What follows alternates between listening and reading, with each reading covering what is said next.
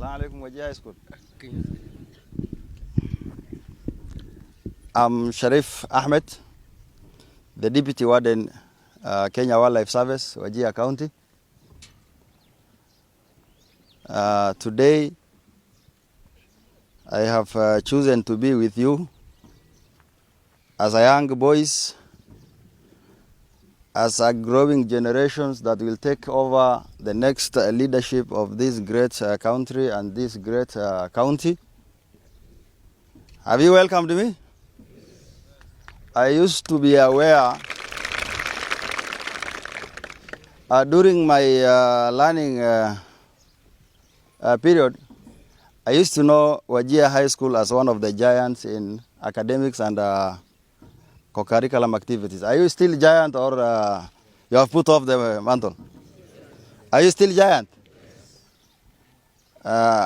It seems you are still giant, because I can see from the face of the head teacher that you are still giant. And promise me you will be still the giant. Okay? Inshallah. So today, being with you here,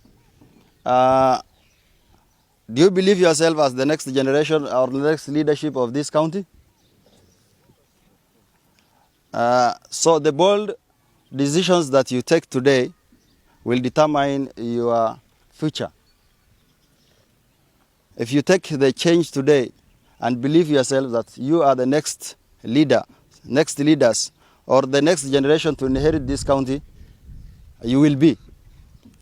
And that does not only confined to the academic situation, but all dimensions of this life. I represent the Kenya Wildlife Service here today, so that I take you through few minutes of wildlife conservation education, so that you will be the champions, the ambassadors of conservation in tomorrow. Will you promise me to be the champions of conservation? Okay. How many of you heard of Kenya Wildlife Service before? Anybody who has interacted or stayed with or met Kenya Wildlife Service staff? Is there anybody? Have you interacted with Kenya Wildlife Service before? The next question. Anybody of you has ever seen a live giraffe within the vicinity? What about elephants? Who have ever seen elephants? By show of hands. Elephant, a live elephant that is grazing. Not the walimu who have gone to Kenya and traveled to other parts. I mean the students. Anybody who have seen a live elephant that is grazing in its natural ecosystem? Anybody?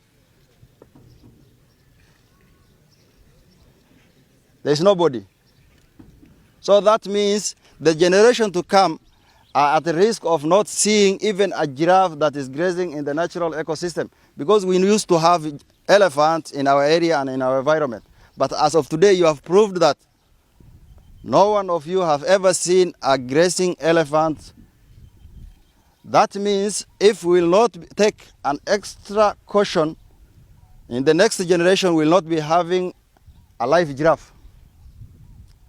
So as a young learners, as a coming generation, what are our roles to conserve this precious God-given resource, so that we keep it for future generations? Is it not a matter that is need to be put into consideration? I'm here today to sensitize you and to make you understand that why we need to conserve this animal, and what are our roles as a young learners. All of you have gathered here to learn at these few years that you will be here, but at the end of this tenure, you will go back to your field, your home area, your villages. You need to take the mantle and be a conservation ambassador, so that we make our parents, our laymen and laywomen who are at the village, that they need to conserve wildlife, so that tomorrow we will benefit from them. Because you are all here learning and you want employment tomorrow. Employment is not only from one government, but at different agencies. Kenya Wildlife Service being one of them, the tourism sector being among them. So wildlife can benefit you through employment. We have so much of advantages and importance of wildlife, among them being employment. I am here today employed by Kenya Wildlife Service, and if there were no wildlife in Kenya, I could not have been employed.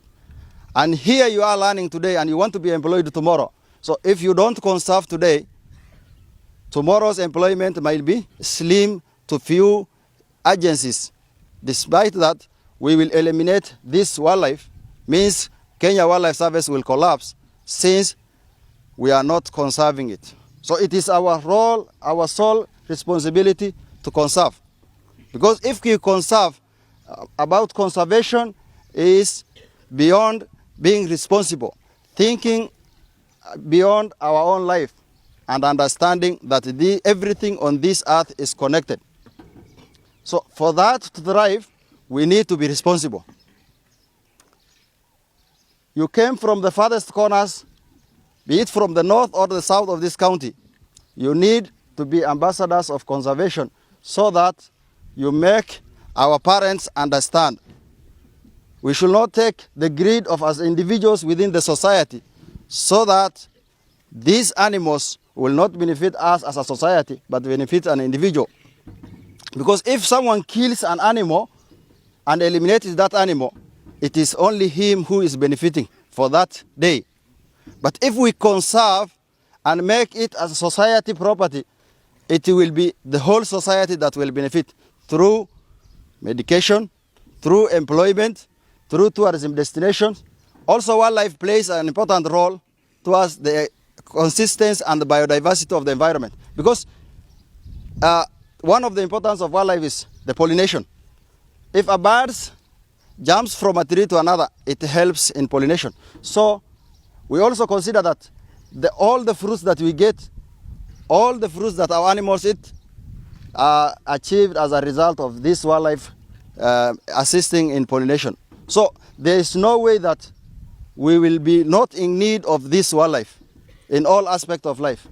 It is a medicinal value, it's an educational tool, because research are being done through the wildlife service or through the wildlife or the wild animals. So we need to conserve this wild animal.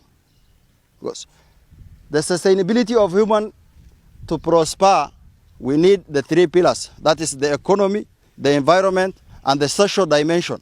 And if these three are not strong, human beings are born to fall or to collapse. So we need to conserve the environment, be it the trees, the wild animals, the small component in the soil, so that if we keep this world as a whole, we will achieve and have a world where the air we breathe in is pure and fresh, the water we drink is clean, and the soil component will be fertile. For this to be achieved, as a young learners and young generation who have attended a school, you need to educate our laymen and laywomen at the home so that they take the mantle towards achieving an ecosystem that is capable of balancing itself. Are we ready to be the champions, the ambassadors of conservation? Because tomorrow you will be the leaders who will inherit this great land. And if you will not take a bold decision so that as a young learners who will be having the energy to lead this country, they will be in a dim. If we close the schools, you will be out in your villages. You will be idols. You will be vulnerable to greedy poachers who will take advantage of your energy, your time, to consume in poaching activities. So please avoid these menaces, avoid these actions that will destroy our environment. Will you promise me, inshallah? My time is limited. I don't want to interfere with the school programs. I think with that few remarks, I urge all of you to assist the Kenyan society, the Kenya Wildlife Service, the government, the local government, because this conservation is our all-inclusive approach. Despite not leaving the national government, the county government, the law enforcement agencies, the youth, the fathers, the elders, the chiefs, the women groups, we need to collaborate and achieve this bond type of conservation. Because without consultatively and engaging in a one-way direction, will not achieve. So I urge all of you to be part of the conservation agendas as you grow and become the future leaders. This idea, this information, this education, these skills of conservation sinks in your mind and grow up as a conservation champions. Thank you.